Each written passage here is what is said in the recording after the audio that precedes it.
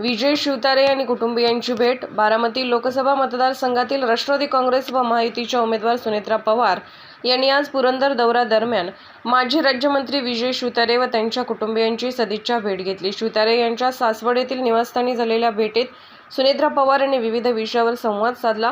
यावेळी विजय शिवतारे यांनी आम्ही सर्वजण मनापासून सक्रिय झालो असून कार्यकर्तेही विविध गावात प्रचार करत आहेत, त्यामुळे पुरंदर तालुक्यातून 50,000 पेक्षा अधिक मताधिक्य मिळेल असं विजय शिवतारे यांनी यावेळी सांगितलं। यावेळी शिवतारे कुटुंबियांकडून सुनेत्रा पवार यांचा सन्मान करण्यात आला, तसेच निवडणुकीसाठी शुभेच्छा देण्यात आल्या।